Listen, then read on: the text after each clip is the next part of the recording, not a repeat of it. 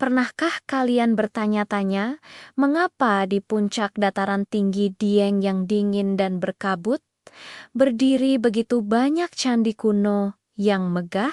Jauh sebelum menjadi destinasi wisata favorit, Dieng menyimpan sebuah legenda yang luar biasa tentang pertarungan antara kebaikan dan keserakahan. Kisah ini membawa kita kembali ke masa ketika Dieng masih dikenal sebagai Di Hyang, yang berarti tempat tinggal para dewa. Dahulu kala, dataran tinggi Dieng adalah sebuah negeri di atas awan yang damai, subur, dan dianggap begitu suci. Masyarakatnya hidup rukun, taat pada ajaran spiritual, dan sangat menghormati alam semesta. Mereka percaya hamparan tanah yang sering diselimuti kabut tebal ini adalah gerbang menuju kahyangan istana para dewa. Di tengah kedamaian itu, hiduplah seorang resi agung yang sangat bijaksana. Ia memiliki banyak murid yang datang dari berbagai penjuru untuk belajar tentang harmoni, kebajikan, dan cara membangun peradaban yang luhur. Sang Resi mengajarkan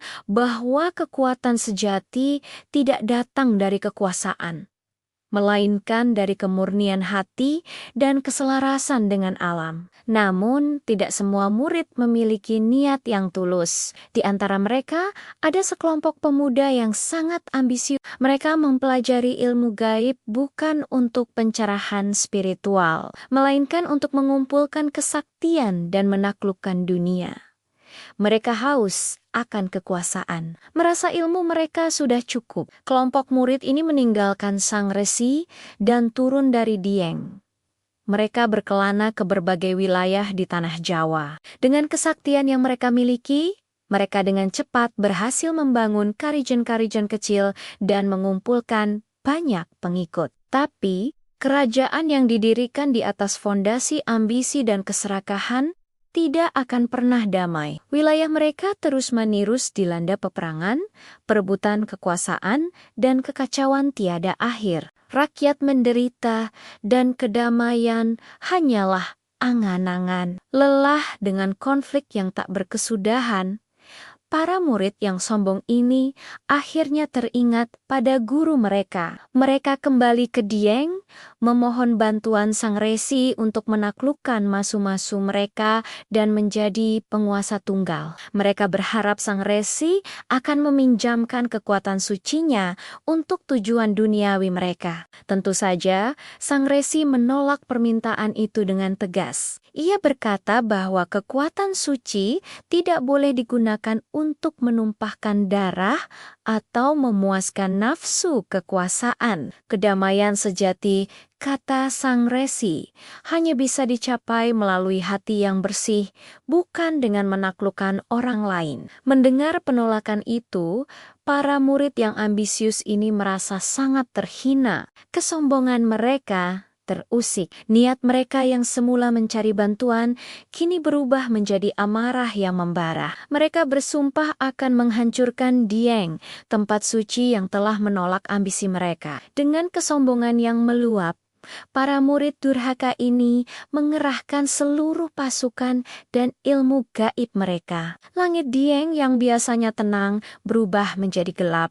Mereka melancarkan serangan dahsyat untuk meluluh lantakkan negeri di atas awan itu. Melihat tempat suci yang ia jaga akan dihancurkan, sang resi tidak tinggal diam. Ia tidak bisa membiarkan kejahatan merusak gerbang kahyangan. Dengan kebijaksanaannya, sang resi memanggil kekuatan alam yang paling murni untuk melindungi Dieng.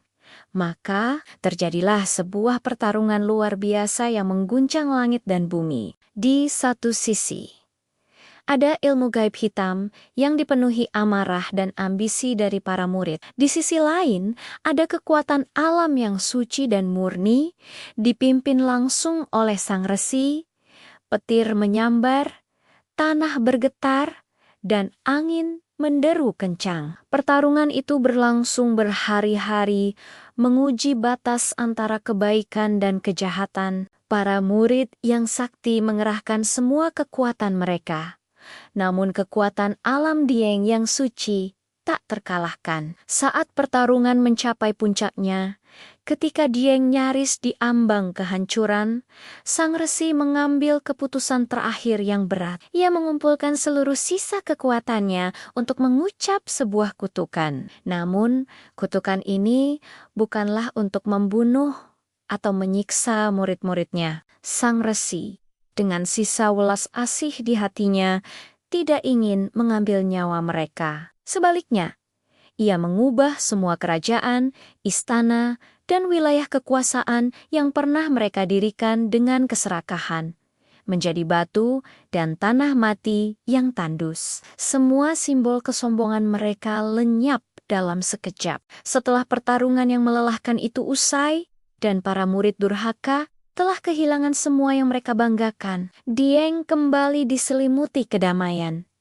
Namun, negeri itu terluka. Untuk memulihkan kesucian Dieng dan sebagai pengingat abadi atas peristiwa besar itu, sang resi memberikan tugas kepada murid-muridnya yang tersisa, mereka yang setia dan berhati tulus. Ia memerintahkan mereka untuk membangun kuil-kuil dan candi-candi kecil yang tersebar di seluruh dataran tinggi. Candi-candi yang kita lihat sekarang, seperti kompleks Candi Arjuna Kendigatakoka atau Candi Bima, menurut legenda ini, bukanlah dibangun untuk menyembah seorang raja atau merayakan kemenangan perang. Setiap batu yang disusun adalah simbol perdamaian abadi. Setiap candi adalah pengingat akan perjuangan kekal antara kebaikan melawan kejahatan, antara kemurnian spiritual melawan ambisi duniawi. Candi-candi itu menjadi tempat untuk merenung, membersihkan jiwa dari nafsu serakah,